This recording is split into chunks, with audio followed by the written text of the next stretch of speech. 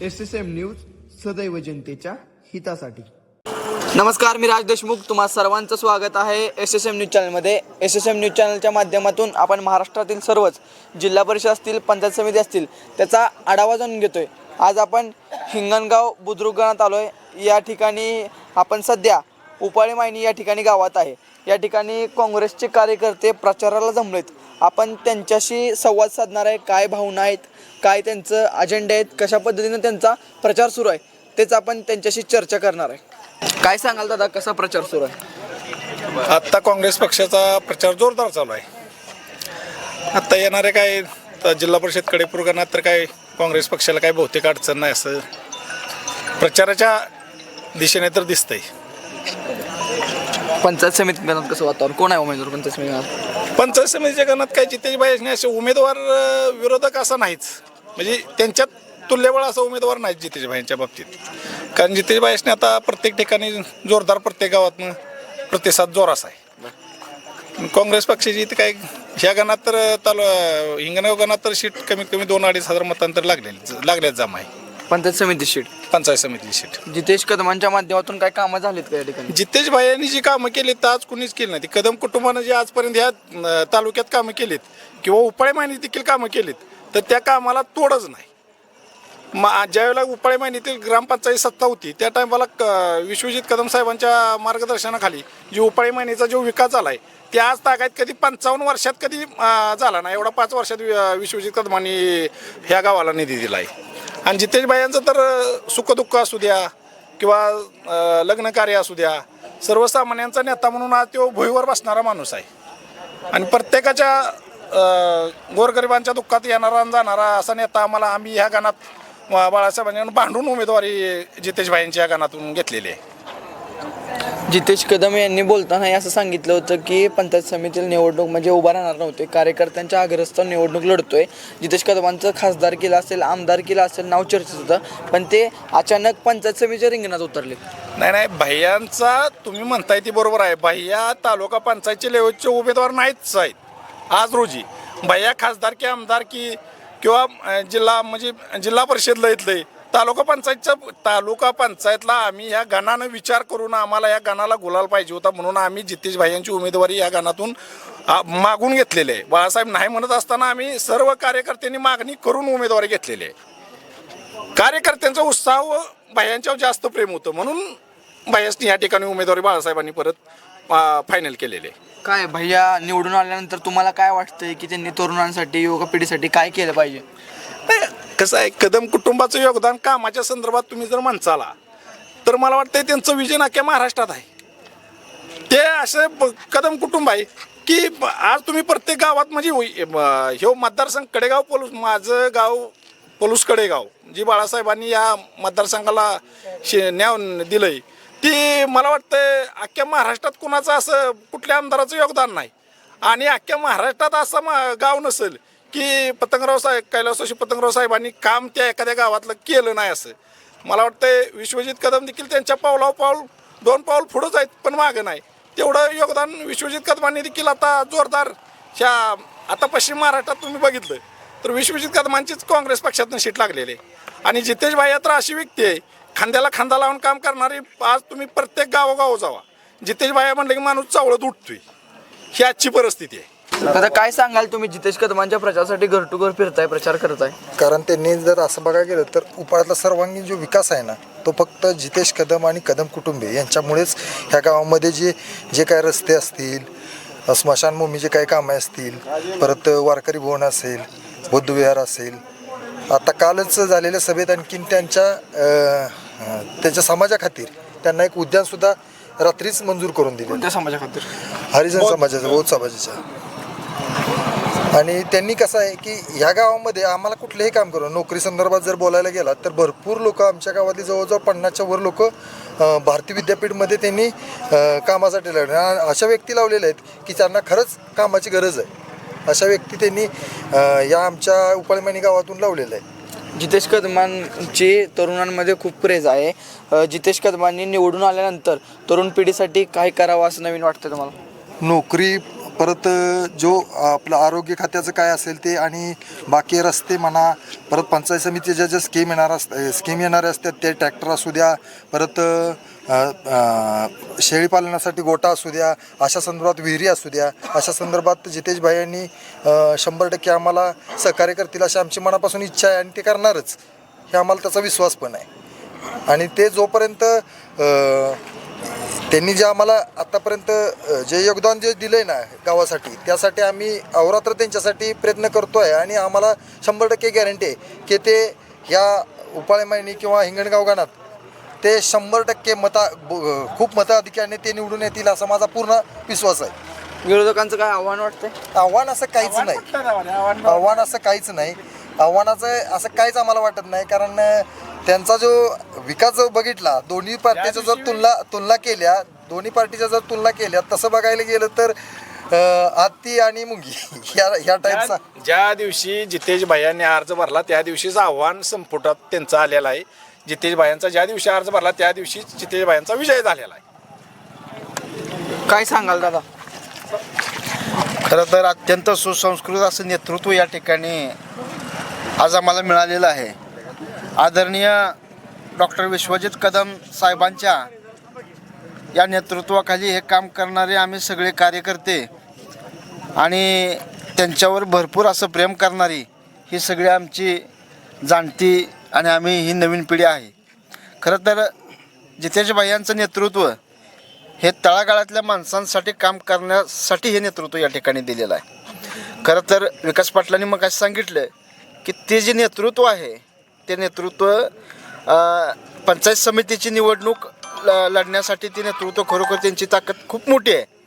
परंतु अगदी टिकाव खुरप्यापासनं सामान्य शेतकऱ्याला त्याच्या घरातली असणारी, नरेंद्र कदम पण म्हटले की जनावरं असतील, गोठा असतील, सर्वसामान्याची काय कामं असते ती, अन्न वस्त्र निवारा ह्या मूलभूत गरजा झाल्या, परंतु त्या पलीकडे जाऊन आपल्याला काय करता येतं आहे का, या संदर्भात त्यांनी ही निवडणूक हातामध्ये घेतलेली आहे.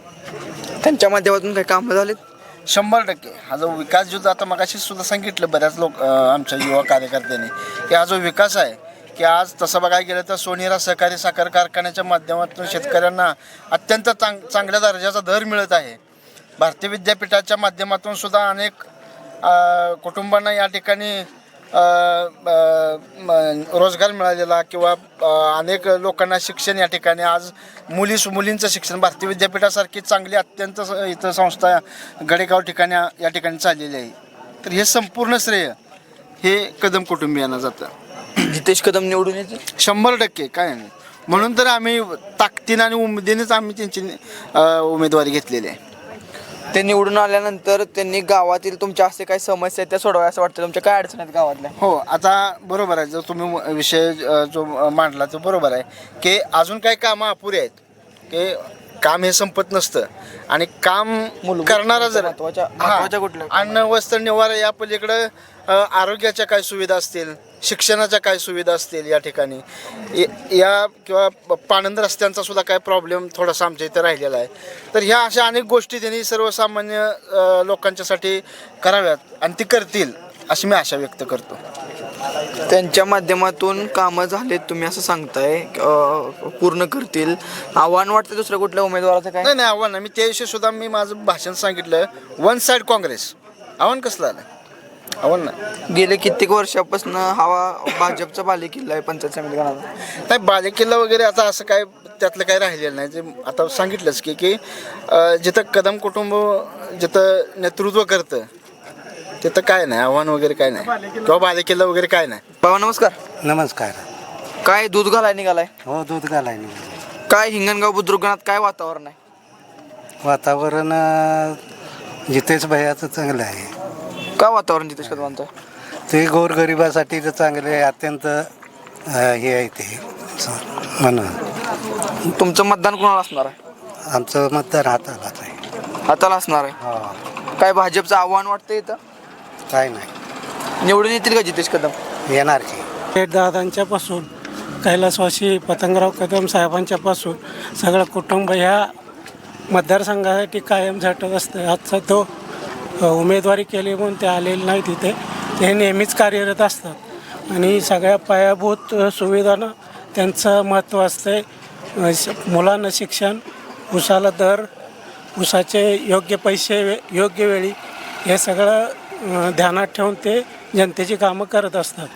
जनतेसाठी पायाभूत सुविधा, रस्ता, टेम्पोचं पाणी म्हणा, रस्त्यांची सुविधा, ह्या सगळ्या जनसुविधाला प्राधान्य त्यांचं असतं. त्यामुळे ते जनतेमध्ये खूप हे आहेत. निवडून येतील जितेश कदम? निवडून 100%, 101%. निवडून आल्यानंतर तुमच्या काय समस्या आहे, तुमच्या काय अडचणी आहेत, त्यांनी दूर करावं असं वाटतं तुम्हाला? काय पायाभूत सुविधा तुम्हाला सांगितलं त्यांच्या असतातच. आता आमचे खूप रस्त्यांचा प्रॉब्लेम आहे. ह्याच्या पानंद रस्ते असतील, आता उसा काढण्यासाठी पानंद रस्ते आहेत. बाकी काय सगळे ते सांगाल ते कामं योग्य वेळात करत असतात.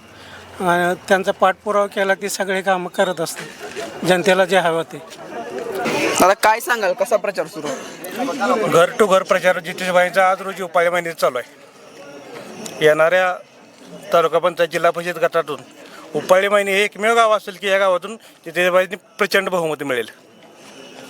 कोणते अजेंडे घेऊन तुम्ही भयांच्या मार्गदर्शनात निवडणुकीत सामोरं निघाला?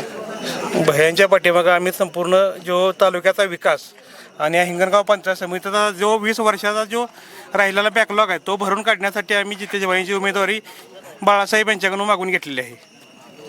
गेले काही टर्मपासून हा भाजपचा बालेकिल्ला, पंचायत समितीचा म्हणजे भाजपचा बालेकिल्ला म्हणून ओळख जातो. या ठिकाणी जितेश कदम उभे आहेत. तुम्हाला काय आव्हान वाटतं? काय आव्हान वगैरे कदम कुटुंबी ज्या ठिकाणी उभं राहतं त्या ठिकाणी आव्हाने संपुष्टात आलेलं असते. आव्हान नाही वाटत तुम्हाला? अजिबात आव्हान नाही. कितीच्या फरकाने निवडून येईल? काय फरक हा तुम्हाला येणाऱ्या भविष्यात काही किती हजाराच्या पुढे असणार मला अंदाज आहे. जितेश कदमांच्या माध्यमातून या गणात असतील काही कामं झालीत का? जो ह्या पलूस कडेगाव आणि उपाळी महिन्याचा जो विकास झालेला आहे तो फक्त कदम कुटुंबियांच्या मार्गदर्शनाखाली झालेला आहे. दादा काय सांगाल, हिंगणगाव बुद्रुक गणात कसं वातावरण आहे? हिंगणगाव बुद्रुक गणात वातावरण हे फक्त काँग्रेस पक्षाचं आहे. कारण हा हिंगणगाव बुद्रुक गण हा सांगलीच्या एकदम अत्यंत लास्ट टोकाचा जिल्हा, सांगली जिल्ह्याचा टोकाचा आहे. याच्यानंतर सातारा होतो. माझा जन्म 1981चा आहे. आणि मला लहानपणापासून ज्यावेळेस 10वी 12वीला होतो फक्त ह्या भागात कुसळ पिकत होती. 2000पासून फक्त आदरणीय आमचे कैलासवासी स्वर्गीय या भागाचं दैवत डॉक्टर पतंगरावजी कदम साहेबांच्या प्रयत्नामुळं या भागात पाणी आलं, टेंबूचं पाणी आलं. त्यावेळेसपासून आम्ही बघतोय 2000च्या नंतर 2004पासून या भागात जसं पाणी आलं तसतशी ही कुसळाची शेती हिरवीगार ऊसानं नटलेली दिसते. सगळे लोक सदन झालेले आहेत. आणि सगळ्यात महत्त्वाचं साहेबांनी काय दिलं तर ह्या भागावर चांगलं संस्कार केलं. साहेबांचे विचार आणि तेच विचार दादांनी पण शिकवले ह्या भागाला आणि ह्या जनतेला शिकवले. आणि तेच विचार घेऊन पुढं आपले आमदार सध्याचे डॉक्टर विश्वजित कदम साहेब म्हणजे आमचे लाडके बाळासाहेब तेच विचार आपल्यात पेरत आहेत. आणि आत्ता सध्याची निवडणूक होती हिंगणगाव पंचायत गणाची, त्याच्यामध्ये फिक्स उमेदवार आपले डॉक्टर जितेश भैया कदम निवडून येणार आहे. त्यात तीळ मात्र सुद्धा शंका नाही. कारण साहेबांचं काम बोलतंय, साहेबांचा वारसा, साहेबांचे विचार, साहेबांचं संस्कार त्या जितेश भाईंच्या चेहऱ्यावर आणि त्यांच्या तडफेतनं दिसून येते. आमची थोडीच ओळख आहे आत्ता जितेश भाई यांच्याबरोबर.